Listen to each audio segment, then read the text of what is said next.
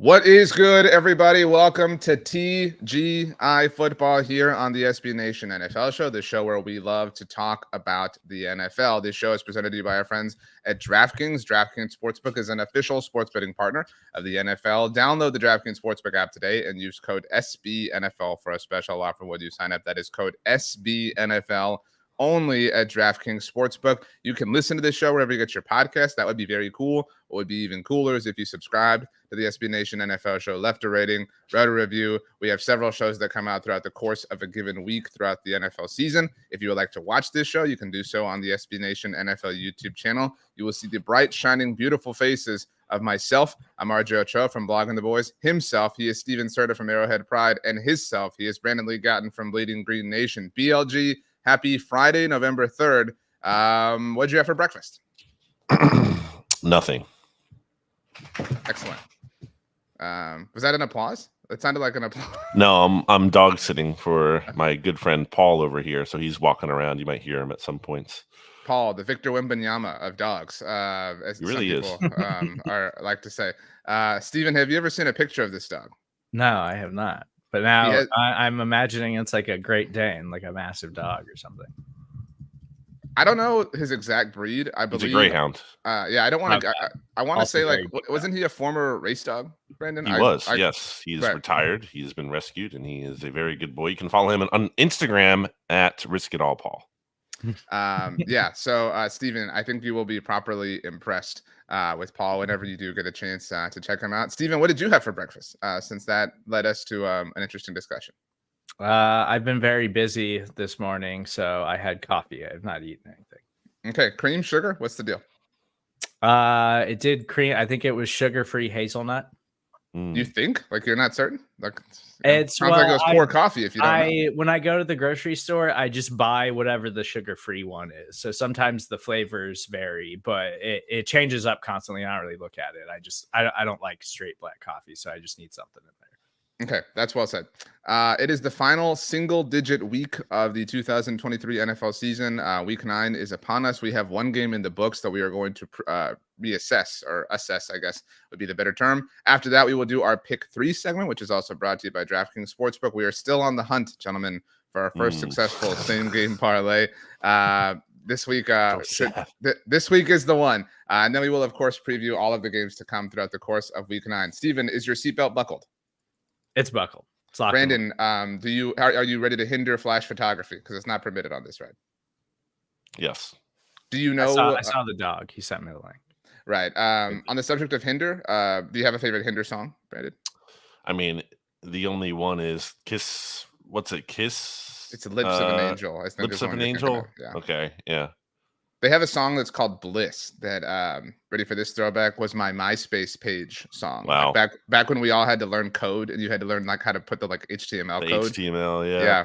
Yeah. Good times. All right. The Tennessee Titans fell, Steven, not at Heinz Field, at whatever it's called. 16-20, the final score. Will Levis could not get it done in his second career start. His first time wearing actual Titans uniforms, though. Kenny Pickett did technically execute a game-winning drive, which is what Steelers fans are holding on to. Steelers fans, Steven, are the new fan base that is having the like argument amongst themselves about whether or not their franchise quarterback is actually good or not. Well, I think anybody who watches him should know that he's not very good. He's a wildly inaccurate, inconsistent passer, and for the most part, they can't do anything offensively usually. And I think what was interesting about last night is the Steelers were actually effective running the ball, which is why their offense looked a little bit more competent. And the Titans' run defense is actually pretty good. So that was a wrinkle in the game plan that worked out. But overall, like, Kenny Pickett wasn't particularly good. I'm still annoyed with George Pickens for not dragging his foot. I feel like he's done that before. I don't know what they got to do to get him to do that, but that would have been an easy touchdown if you just dragged the toe, George. Like, that's all you got to do. It would have been an easy score. Other than that, though, the Steelers are, I think they're frauds, similarly to the Vikings last year, but they're frauds because their defense keeps them in games, not because their offense is ever going to win them much. Yeah, Brandon, this feels like Mike Tomlin's masterpiece in the grossest possible way. And it feels like people are like ready to jump at Mike Tomlin or like they're chomping at the bit to jump at him, but like they're winning games. They're 5-3. They're probably going to be a playoff team. I think at this point I think they're kind of the favorite for that third wild card spot, outside of whoever doesn't win the AFC North or AFC East. And so, I mean, obviously between the Bengals and the Ravens in the North, but they're gross. Like, like they're so gross, and they make all these dumb decisions. Well, as an example, Najee Harris might be the worst, like, quote unquote, starting running back in the NFL. Like, I have no idea why they're not utilizing Jaylen Warren more. On Thursday night, Jaylen Warren, 11 carries for 88 yards. Najee Harris, 16 for 69, which is nice, but it's not nice, obviously. How is this team 5-3? I mean, they ranked 20th in DVOA. That's obviously before the updated, rankings, including last night's game, but still entering week 9, 20th in DVOA. There are 8 teams worse than them. Only 8 in point differential this season. Like, the only teams that are below them are the Bears, the Broncos, the Commanders, the Raiders, the Cardinals, the Panthers, the Patriots, and the Giants. Like, that's the company they keep. Right ahead of them, the Colts, the Falcons, the Packers. Like, this team is just not good. They find ways to win despite that because of it's the Steelers. They have Mike Tomlin. TJ Watt is incredible. I don't know if there's he has to be one of the most valuable defenders in the NFL in terms of relative to, we talk about before, especially in Eagles land over here, like the Eagles splits with and without Lane Johnson because they're so stark. I mean, it's the same kind of thing with TJ Watt. Like, he makes that much of an impact, which is kind of crazy for just one defensive player. But yeah, I'm willing to take the L. I thought Kenny Pickett was going to have a big season. Nope. I would still like to see Kenny Pickett minus Matt Canada. To be clear, though, I don't think that's making world's difference. I would like to see it before I'm 100% out, but I'm 98, 99% out on him. Can we talk about there's a very strong possibility that the Steelers putting Matt Canada on the sideline instead of the booth, that there's a strong chance they think that mattered and that made a significant difference last night?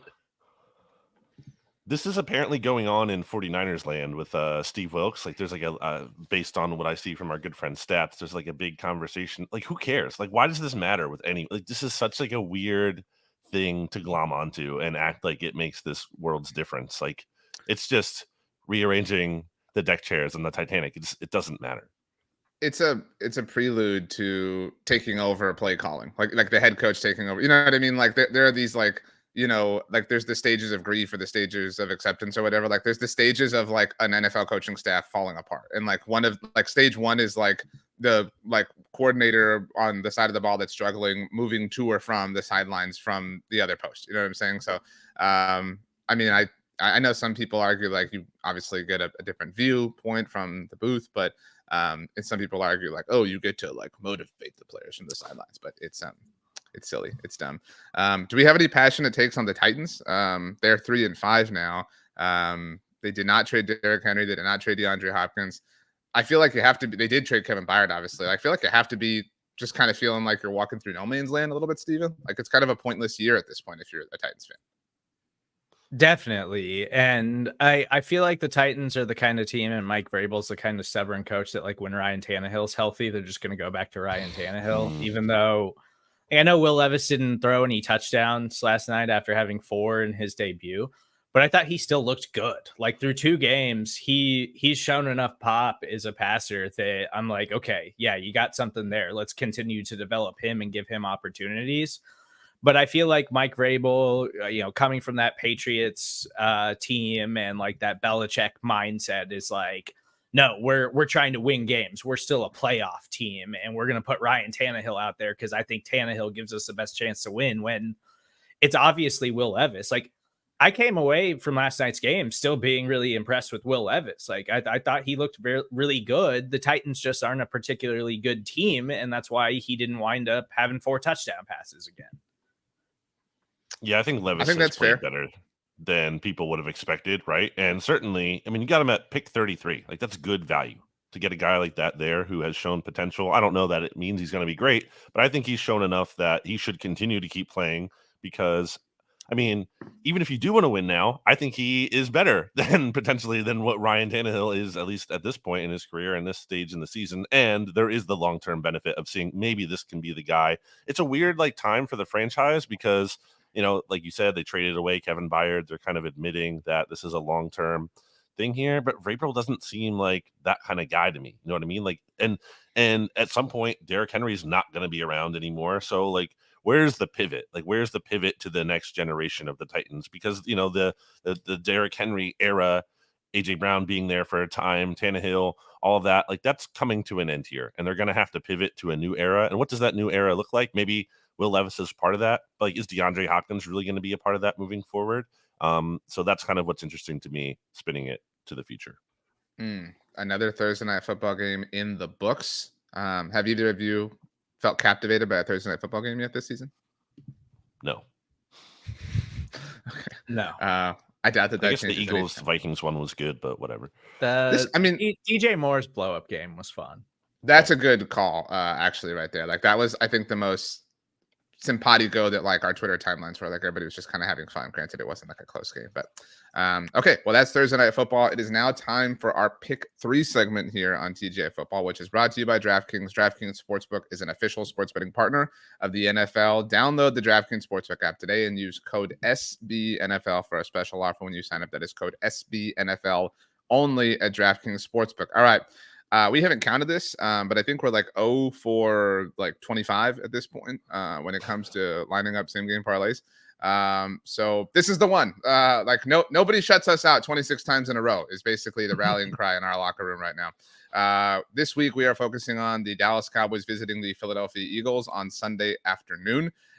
This is one of 3 games happening in the afternoon slate. And Brandon, you sent me the coverage map. Basically, it is a nationally televised game across the country. This week. Brandon, you were the only person who hit on our same game parlay last week. So you have the honors here. Cowboys at Eagles, what are you taking and why? Yeah, one of the most concerning things to me in this matchup from the Eagles' perspective is defending CeeDee Lamb, because the Eagles don't really have a true slot cornerback right now. They lost Devontae Maddox for the season in week 2. After that, they moved James Bradbury to the slot. That really didn't go so well for them that they wanted to continue doing it, because they pulled him back out. They signed Bradley Roby to be the slot cornerback. He got hurt. He's going to miss his 3rd straight game this weekend, it looks like. So they're kind of mixing Sidney Brown in there, who's a rookie safety. They have Eli Ricks, who's an undrafted rookie free agent, taking some snaps in there, even though he didn't really do that so much in training camp in the offseason. It's possible maybe they'll have Darius Slay follow CeeDee Lamb to an extent. Maybe they put Bradbury back on the inside. But the fact that like there's so many questions about that, and I don't know for sure, makes me feel like not the most confidence inspiring thing. And we just saw the Eagles defense have issues specifically covering receivers in the slot against the Commanders last week. So I will take the over on CeeDee Lamb. And also, I mean, let's just be real, like no one else in that Cowboys receiving core is really like doing a whole lot right now. So I'll take the over on 73.5 yards. Depending on your interpretation of your last sentence, you could either believe in or poo-poo on Steven's leg of the same game parlay. Steven, what are you taking and why? And did you interpret it as a positive or negative thing? I think I don't think it was a negative thing. But I took Cowboys tight end Jake Ferguson over 33.5 receiving yards. And one, I know Ferguson's coming off of a bad game, but he's still running a ton of routes. Like he's still getting opportunities and he's still on the field a ton for the Cowboys. And the Eagles, really why I selected this is because the Eagles traditionally have been a positive matchup for tight ends. They just don't match up very well against tight ends. So we've seen some tight ends have some big performances against the Eagles this season. So I feel like 33.5 is kind of a low number for a guy like Jake Ferguson, because we know that he's guaranteed to run a ton of routes and hopefully get some looks from Dak Prescott. So I feel like he could have a lot of opportunity in this game. So I like Jake Ferguson a lot. If you did not know, Steven, so the last incompletion, this is from a good friend of Blogging the Voices, Bobby Belt from 105 through the Fan. The last incompletion that Dak threw towards Jake Ferguson came in the final quarter of the loss in Arizona. Since then, Dak is 15 of 15 for 167 yards and a touchdown when targeting Ferguson specifically. It's only 15 targets, but to your point, he'll be involved. He'll be a part of the passing game. And to your point, Brandon, if CeeDee Lamb is absorbing all of the wide receiver attention, that does leave some room for somebody else to find some success. Okay, so I don't know that all of ours kind of work together the way they have in the past. Brandon, you were the first person to blaze a trail for the race to 10 or race to 20 point prop around here. I'm taking that path. I'm taking the race to 10 points. I'm taking the Cowboys there at plus 120. I don't want to spoil my pick for this game or anything like that, but I believe in the Cowboys in this game, and they've won the race to 10 in the games that they've won. Obviously, they're 5-2, so they're 5-2 in terms of winning the race to 10.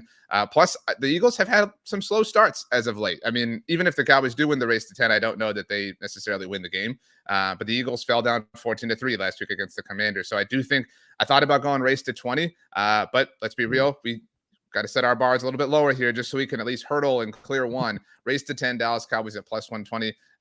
So that gives us an overall line, Stephen, of what? I know you had that available. I think it was plus 675. Which Brandon means what? If you bet $10, you would win 60. You would profit $67.50. What would you do with that extra 50 cents?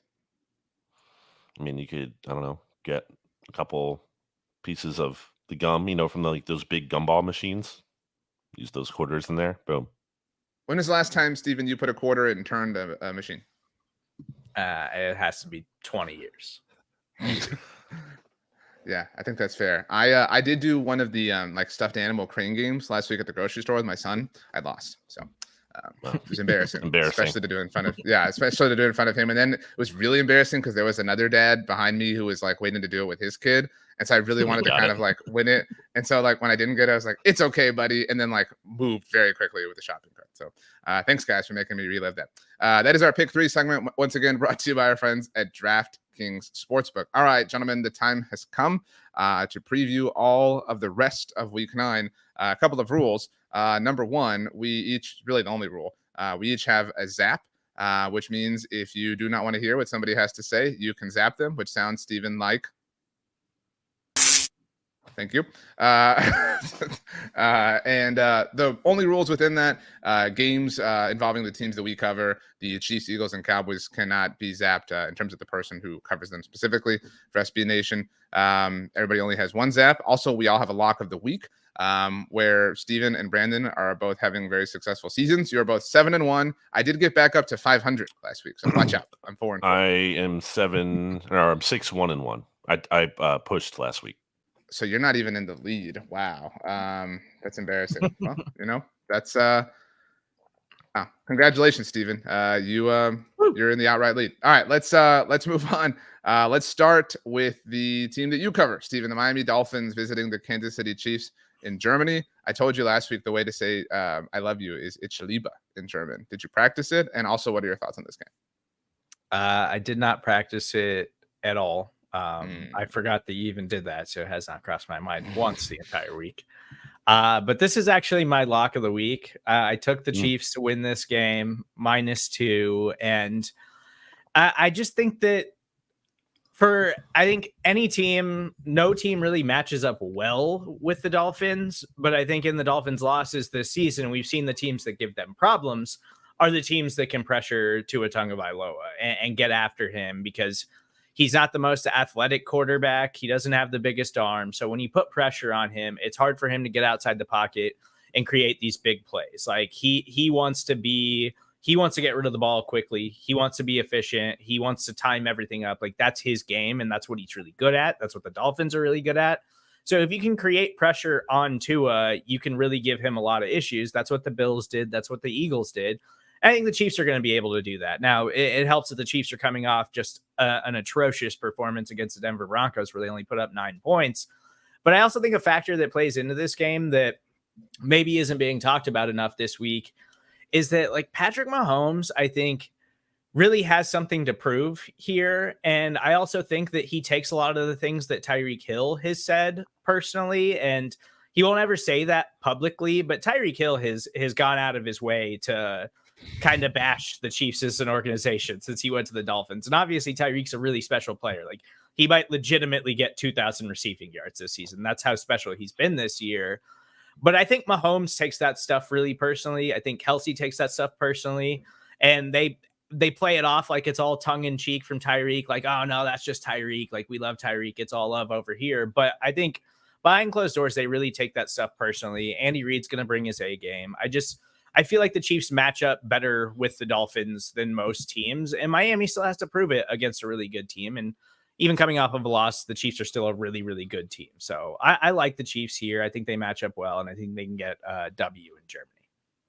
I considered locking this one up too. I think people are overreacting if they think the Chiefs are just about to spiral out of control. Patrick Mahomes has lost back-to-back games 3 times in his 6 seasons, and he hasn't done it since early in the 2021 season. It's just something that doesn't really happen. And let's be honest, the Dolphins have not really shown that they can beat the NFL's elites yet. They hanging with the big boys. They haven't really fully done that yet. I'm not saying the Dolphins are frauds, but I just think I'm not willing to give them the full benefit of the doubt there. Whereas I think that this is a prime bounce back opportunity for the Chiefs, and I think they'll win. And only asking them to cover +2 is really not that big of a deal. So I like that. I think this is who are you more willing to give the benefit of the doubt to game? And the answer for 100 out of 100 people, it should be the Chiefs. Like the Dolphins, I think, haven't even earned any benefit of the doubt. Like they're a good team, but they've lost all of the, kind of measuring stick opportunities that they've had in Buffalo. And Brandon, you'd like to bring this up. Everybody's like, how is the line? What it is, blah, blah, blah. Well, they kind of proved why it was what it was. And they really kind of shrunk in the challenge against the Eagles.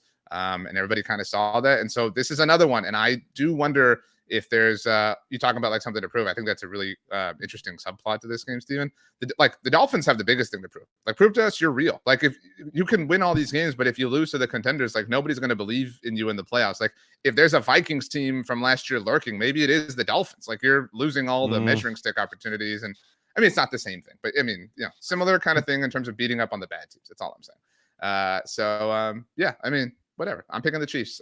Clean sweep around here. Anybody have anything else to say? Does anybody like Germany? Have any German thoughts? Guten Tag.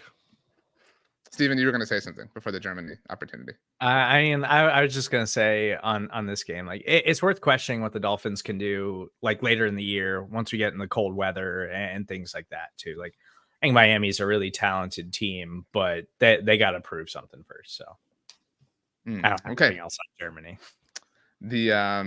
The Seattle Seahawks are visiting the Baltimore Ravens this week. One of the few games that seemingly doesn't involve any backup quarterback play, along with Dolphins Chiefs. Brandon, the Ravens are laying 6 points at home to a very talented Seahawks team. Everybody's talking about a handful of games this week. Nobody's really talking about Seahawks Ravens.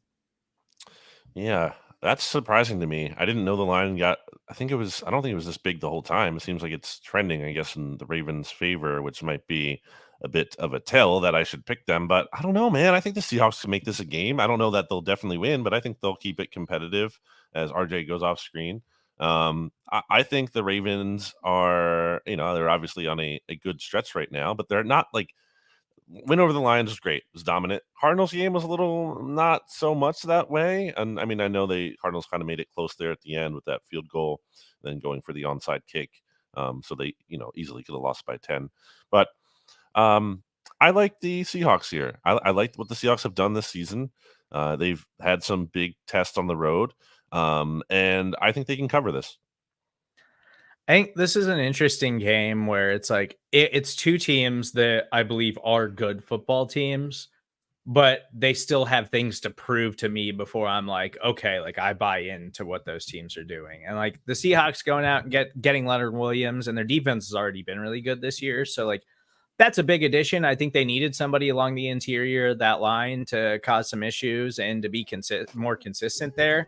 And the Ravens offensively, like I feel like every time outside of that game against the Lions, like I feel like with the Ravens every week, I'm like, I expect them to like explode offensively. And every week they kind of like leave meat on the bone and like are still kind of, I don't know if they're still trying to totally figure out the offensive system with Todd Monken. Like obviously Lamar Jackson's playing really well this season and the Ravens defense is elite. So I actually think this is a really good game, but I'm still trying to figure out how I feel about both of these teams in general. I think I'm going to take the Ravens here just because I'm really buying into their defense right now, but I could see this game going either way, and I'm probably just going to avoid it as far as like gambling goes.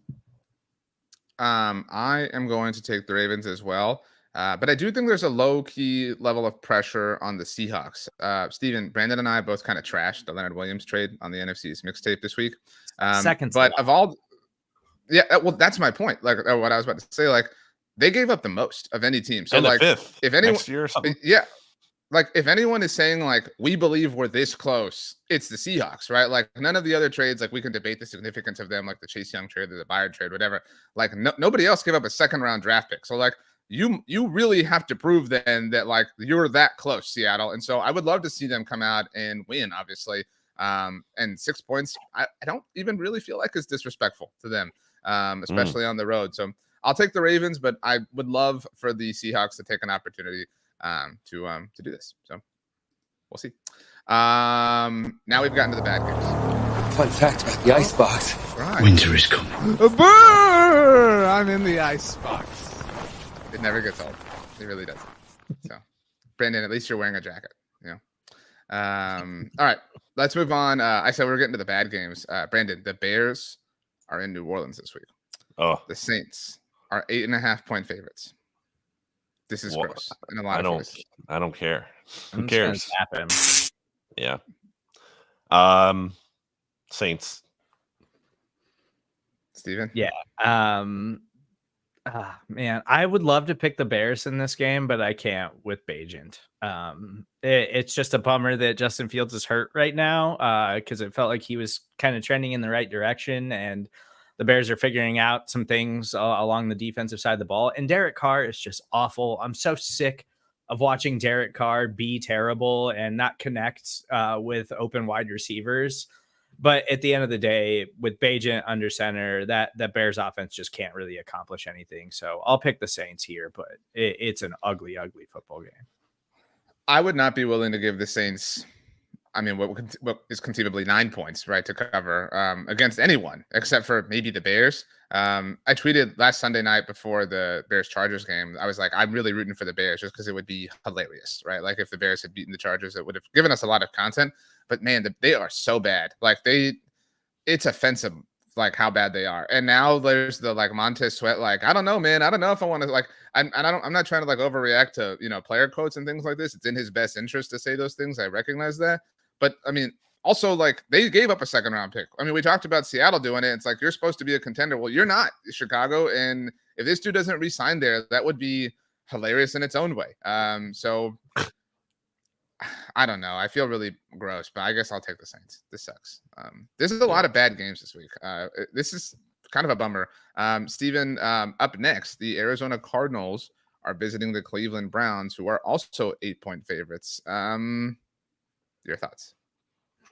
I'm going to take the Browns here simply because of their defense, and the Cardinals, Kyler Murray's not going to play this week, but who is it? Clayton Tune, I think, is going to start for them because they just traded away Josh Dobbs to the Vikings. So there's just no way the Cardinals are going to win this game against the Browns defense. It's as simple as that. I don't even care what the Browns do offensively or who the quarterback is. Their defense is just going to the Browns defense is absolutely going to wreck the Cardinals. Cardinals had that plucky little start to begin the year. They actually beat the Dallas Cowboys, the only team to lose to the Cardinals this year. But outside of that, yeah, they just really have not inspired a ton of confidence lately. So this is pretty easily Browns -8 here. Yeah, I don't know how you could pick the Cardinals. It would be really funny if the Cardinals only won that one game across the rest of the season, and especially if the Cowboys did like do some things somewhat special, right? Like just for that to kind of be like hanging over them, that like their one loss was to the like number 1 pick Cardinals, the Caleb Williams Cardinals, whatever. Yeah, the Browns defense rules. I don't know who's going to be playing quarterback. I hate that it's kind of working out for the Browns. They're able to kind of have their cake and eat it too here. And if Deshaun is banged up, I know everybody wants to have a take on this, but like he's able to get healthy. Like it is working out for the Browns in a football sense, like all of this. And so like we all think they're a playoff team, right? At this point, the Browns. I mean, it's tough because I don't think they're gonna win their division. But yeah, I mean they could be a wild card team. But it's tough. I mean, they play in such a tough division. It depends on what the Steelers do the rest of the way. Right. And if the Bengals can keep it going. Clean sweep for the Browns here. The Kirk Cousins list. Minnesota Vikings are set to visit the Atlanta Falcons. Taylor Heineke is getting the start. Brandon, I know you were super excited that he has an opportunity to get some purple Jordans. I don't know if he has those in his collection, but this is a real bummer. I know you haven't believed in Kirk at least as much as I have, but like this it's really hard to not feel for the Vikings. Like this is a tough spot for them to kind of come in and have all the like momentum they were kind of building back up after the poor start to the season. And now it's just like the season seems to be over. I know they traded for Josh Dobbs and we'll see what that ultimately yields, but that's not happening this week at least. Desmond Ridder getting benched was just such an inevitability, especially you've been listening to this show where I've said every week it's just a waste of time playing him. It's not like you just have to play a guy because they're young. If they're terrible, you don't have to play that player actually. And Desmond Ridder was just clearly terrible. It wasn't just toxic groupthink, as Arthur Smith alluded to. Does anybody like Arthur Smith? Like, right? You know what I mean? Like, I regret picking the Falcons. Last week? Or was it last week against the Titans? I was like, why did I do that? Like the vibes around the Falcons are just awful. Yet, I do think they have improved here because Heineke is not actually good, but he has something to him. There's something there, whereas Desmond Ridder, there's just nothing there. So I will take that, especially going up against the Vikings team. They're starting Jaron Hall, mainly in his first NFL game, or if not, Josh Dobbs on short notice. I will take the Falcons to cover. I think the Falcons, now that Josh McDaniels is out for the Raiders, like the Falcons have now replaced them for me as the most unlikable team in the league. And it's only because of Arthur Smith, because I'm rooting against Arthur Smith. I want him to lose. I want him to lose his job as a head coach because there is no one more frustrating across the entire NFL. Like he keeps winning games and they keep trying to convince themselves that like, oh, he's taking us in the right direction. When we know eventually this is all going to blow up and all of the draft capital that you spent on the offensive side of the ball is just going to waste. And that's what frustrates me the most. But I mean, I think it's worth mentioning that the Falcons lost Grady Jarrett and their pass rush was already terrible. So I mean, that works to the Vikings' favor, but there's no way I could pick the Vikings here with Jaron Hall. Taylor Heineke's at least got experience in the NFL and success. And so I think you have to take the Falcons here, even though I absolutely hate picking Arthur Smith and the Falcons in any scenario. So a few things for me. One, Arthur Smith being a jerk. It's actually hard to be a jerk that often. You know what I mean? Like you have to like creatively think of ways to answer questions in a jerk way. You know, like you reach a point where it's not just like the natural response to questions. So, negative kudos for Arthur Smith at this point in time for me. I thought about taking the Vikings. Like sometimes you see like the emotional, big time win, although I don't know that I would classify this as a big time win, but it's just too hard. I mean, it's too hard. I agree with, the overall idea that Taylor Heineke is at least, somewhat reliable. He's the most reliable quarterback in this game. My last thing that I want to say, because I'm always picking the Falcons, we don't need the like, oh, it'll be Jaron Hall against Taylor Heineke in this game, just like we all predicted. That line is so tired. Like, we don't need that anymore. Like, when you're describing something obscure that's happening, like, we don't need that phenomenon to be said anymore. Retire that phrase. I don't like it. It's silly and it's dumb. Do y'all agree? Yeah. Brandon? Sure. Thank you. All right, let's move on. Speaking of Taylor Heineke and getting Jordans, the Washington Commanders are in New England. This is the first of 3 straight games we're talking about that have just a classic 3-point home field advantage for the home team. New England favored by 3 at home. Brandon, we talked about this on the mixtape. Patriots down bad, but the Commanders now down a couple of important pass rushers. Yeah, the Commanders are certainly confirmed a lame duck team, and for as good as Sam Howell looked against the Eagles, he's not looked good against other teams. So it's funny. Both of these teams are right together in DVOA this season. The Patriots are at 23rd. Commanders right below them at 24th. So kind of a coin flip game. That's what the line indicates as well. But I think the Commanders have had these performances against the Eagles, and that kind of colors like, oh, they actually have something to them. But then again, against every other opponent, not as competitive. So as flawed as the Patriots might be, I will take them at home, and they will win and they will cover. I'm going to take the Patriots, and I think this is like an easy Patriots win. Like, I don't think we just see like, Bill Belichick's always going to give opposing quarterbacks some problems. The Patriots aren't a good team, but them trading away their 2 edge rushers, I know they still have Deron Payne and Jonathan Allen, who are good players, but like their defense was already bad in Washington. And now it's like, okay, what's their pass rush going to look like? Like I could easily see this being like a big Mac Jones game where their secondary, the Commanders secondary is terrible. They can't get after Mac Jones, and he actually looks like a functional quarterback for a week. And then Bill Belichick is just going to confuse the hell out of Sam Howell. Like, in like fantasy, everybody's chasing Sam Howell because he's been like this huge like streaming quarterback this year. And I could easily see Sam Howell, like he did against the Bills, just having like 4 or 5 interceptions in this game and being absolutely awful because Belichick is just confusing the hell out of him. So I think this is a big Patriots win. Like I think this could wind up being like a blowout for the New England Patriots. Wow. How comfortable would you be teasing in this lineup to then? Like what would the Patriots win by? Yeah. I mean, I'd give them like 2 touchdowns. Wow. Wow. He's the lineup to 13 and a half. I think it's going to be that bad. Like I get some really good odds on that. Steven kind of gassed me up a little bit on this idea. I forgot what I picked on the mixtape, Brendan, when we talked about this. But as always, we reserve the right to change our minds as the week kind of moves along. I think the Patriots win, not as sizably as Steven, but I think this is like when Bill Belichick's career is over, there's going to be like a list like of these are the final like 15 wins he got to like break the record. And it's going to be these like crappy, like beat the Ron Rivera Commanders, the Sam Howell Commanders. Like it's going to be these just like tomato can kind of things, and everyone will like point and laugh, and then all the Patriots fans will be like, yeah, well, he won 6 Super Bowls, and it'll be really funny. So I could see this yielding that. So Brandon, that means you are in the icebox on behalf of the Washington Commanders. I took the Patriots to cover. Yeah, he picked the Patriots. Oh, my bad. I wasn't listening. So okay, cool. Clean sweep all the way around then. The Buccaneers, Steven, are in Houston to face a Texans team that was very embarrassing last week against the Carolina Panthers. It was very frustrating. The Bucs coming off the Thursday Night Football loss to the Bills. Pretty gross game, all things considered.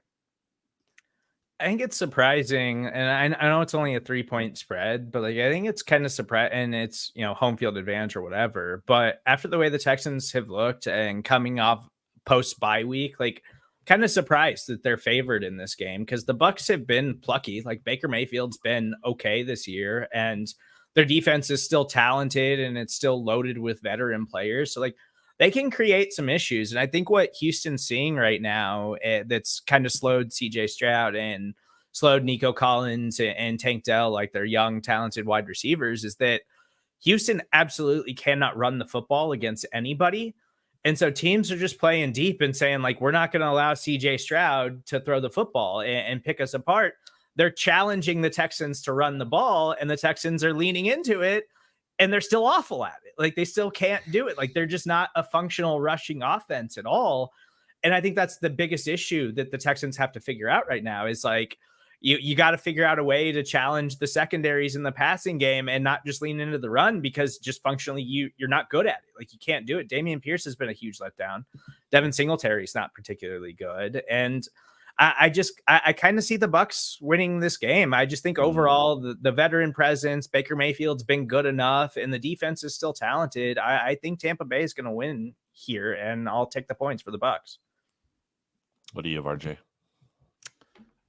I don't really buy what Steven's selling. I'm sorry. Like I just don't believe in Tampa anymore. I think that they're the Cardinals light, like the cute little plucky start. Like what were they 2-0 or whatever?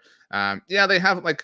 They're a little bit more stout and have some longer teeth to hunt, I guess. But I just don't. I don't buy. I know. I was workshopping that analogy as I said it out loud. So that was weird. Yeah. I've only had 1 cup of coffee today, in my defense, and I'm really hungry. That's why I asked you both what you had. I'm hungry for breakfast, too.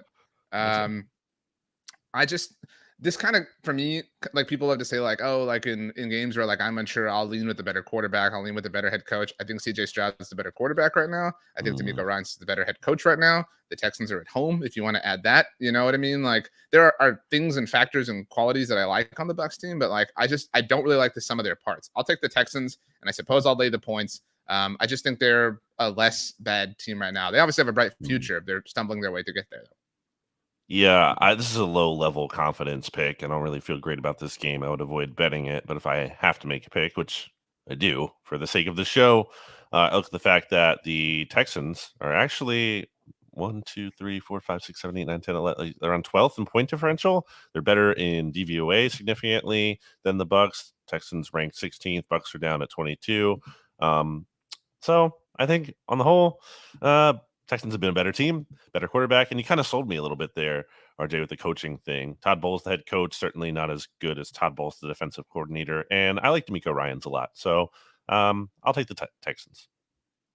Okay, that means Stephen gonna jacket. Fun fact about the icebox: winter is coming. Brr! I'm in the icebox.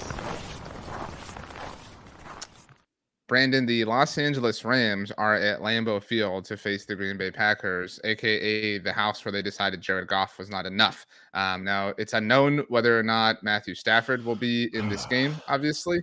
The Packers are in a weird spot. I'll go first and say that I'm going to take the Packers, but this is the least confident I am in any game this week. This is a weird game. I don't think anybody will enjoy this whatsoever. I'm with you. I'll take the Packers just because there's a lot of uncertainty with the Rams and who they've been. It's like a very weird team to figure out. I feel like I say that every week. Just a strange team to place in your power rankings week to week. Kind of just don't fully know who they are. But certainly recently, they lost to the Steelers at home, and then they just got blown out by the Cowboys. I don't like how things are trending for them. Not that the Packers have been much better, but I don't know. Home field advantage. I guess I'll just say the Packers find a way to win. Yeah, if Matthew Stafford was playing in this game, I'd take the Rams, but I am going to begrudgingly take the Packers here. I don't feel good about it, but if Brett Rippon's a starting quarterback, I don't see how you can think the Rams are going to win the game. Mm-hmm. The Indianapolis Colts are visiting the Carolina Panthers in the Frank Reich revenge game. The Panthers are 2.5-point underdogs at home in this particular setting. Stephen, I'm going to zap you just because I'm kind of tired of talking about bad football games. So one sentence, please. I think the Colts are a better team, so I'll take them. I RJ? think that Frank Reich was made to be a bit of a scapegoat with the Colts in a similar way that Carson Wentz was. But similarly to Carson Wentz, there was a lot of blame that was deserved for Frank Reich, just like there was for Carson Wentz. But similar to Carson Wentz, I think that people have spent the time since convincing themselves that he was only a scapegoat and had no role in the demise of what was happening. And I think that that is reflected in the way the Panthers are playing and the way that the Colts are playing. Like Shane Steichen shows up, all these problems, the Jonathan Taylor stuff, blah, blah, blah. And not that they're like cruising or anything, but they are a way more functional NFL team and NFL operation. I will take the Colts. Wow. I'm going to go into the icebox and say that the Panthers will cover, but they won't win the game. I think the taste of success last week energizes a team, and I think this will be a really close game. It'll be a 2-point game. So the Colts will win, but the Panthers will cover. Fun fact about the icebox: winter is coming. Brr! I'm in the icebox. Voluntarily going on the icebox on behalf of the Panthers is an interesting decision in 2023. Okay, we'll save Cowboys Eagles for a moment and quickly hit the New York Giants visiting the Las Vegas Raiders. Stephen, the Raiders are 1.5-point home favorites in the aftermath of firing Josh McDaniels. There was all the reports that there was like partying in the locker room. The vibes are, I wouldn't say high, but they're not like negative 1,000 with the Raiders the way they were on Monday. It's got to be really depressing for Giants fans that they're still underdogs against Aiden O'Connell in the Las Vegas Raiders. Yeah, this is just another really, really bad football game. I think I'm going to take the Giants with Daniel Jones likely to be up, and maybe they can get it going. It's a terrible decision, but I'm just going to do it. Why not? This is my lock of the week for the Raiders. I love the head coach that we don't like gets fired. So like we're just, and by all indications, I saw a lot of Raiders beat reporters tweeting out on Thursday that Like, this is the happiest they've seen the locker room in a long time. There are players like wrestling, like having fun in the locker room this week, which is kind of weird. But there seems to be a lot of renewed energy with the Raiders. And also, I don't know if you guys watched, was it Monday Night Football they just played on? Yes. I mean, Max Crosby is just like, oh, dude, guy's unblockable. Like he's the only reason that was a game for the like the Lions couldn't like totally take control of that game early on like they should have been able to, because they couldn't block Max Crosby at all. Passing game, running, nothing. He was just destroying them. That Giants offensive line is not good. Max Crosby is going to destroy Daniel Jones and the Giants, and a Daniel Jones who's not even like, we don't even know totally where he's at health-wise. So I believe big time in the it's short-lived usually, to be clear, but that game after the coach gets head fired, where the players are all both juiced up because they're happy and they feel like a renewed sense of purpose, but also they feel the pressure of like, hey, like everything is being evaluated here. So I think the Raiders come out with an inspired performance at home, and also Jimmy G's is turning the ball over too much. So I know Aiden Connell's a bit of an unknown, but he looked good in the preseason, and he probably can't be as bad as Jimmy G. So I think that's an upgrade to some extent. So I actually like the Raiders a lot here, and I'll lock them up. I agree with everything that Brandon said. Sorry, Stephen. I agree with the bump from firing Josh McDaniels. You've said before, like, he's probably not even like a cool dude to hang out with. So like, he's gone. Like, they're free of that. I don't think that anybody really hates Jimmy Garoppolo except for our good friend Stats. But like the benching of him, I do think is something that everybody like silently is cheering about. Like, everybody made a big deal about the Devontae Adams play on Monday night and the miss. Like, that's not on Josh McDaniels. Like, Josh McDaniels sucks and there's a lot of problems here, but that's on Jimmy Garoppolo. You know what I mean? Like, so at this point, it's just a sense of freedom, a sense of liberation. So I'm down to take the Raiders. And a lot of this is really about the Giants. Our friend Aaron Schatz, who obviously has headed DVOA now at FTN Fantasy, tweeted this out right before we started recording. The Giants, this year's Giants, are the worst Giants team through 8 games by DVOA standards. In the DVOA era, to be fair. Ever? Which only goes back to 1981. But check this out. So the 2023 Giants, again, the worst. But they are the top 7 worst, the worst 7 Giants teams, I guess, in the DVOA era are all since 2013. So like in the last 11 seasons, 7 of the worst Giants teams from the last 43 years have existed. Think about that. Like, that's wild. Like, that is a decade of cultural ineptitude. So like, yeah, I'm not willing to give the Giants any shred of credit here. Steven, you're wild, you're crazy, you're beautiful, but you are in the icebox. Fun fact about the icebox: winter is coming. Brr, I'm in the icebox. That takes us to not just our game of the week, but America's game of the week in a literal sense on Fox, but also in a literal sense in terms of coverage map. Have you seen the map, Steven, for this game? I have not. It's why would he look at that? Why would he like? Well, I don't know. Well, Eagles Cowboys covered. Steven is checking out, like, he's covering the NFL, so I thought maybe he would have seen it. Steven does a lot of work, so it was possible. But it's literally basically the entire country except for Nevada that is going to see the Dallas Cowboys visiting the Philadelphia Eagles on Sunday afternoon. Steven, Brandon, and I did a live NFC East mixtape on Thursday night to kind of add a deep level of analysis on the game, but we would love to hear what you have to say, of course. The Eagles are laying 3 points, at home. It is the first Dak Hurts game since early in the 2021 season, and needless to say, whoever wins the game will have a serious leg up in the NFC East race. Yeah, I think I'm going to take the Eagles here. I believe I take back all the nice things I said about these two.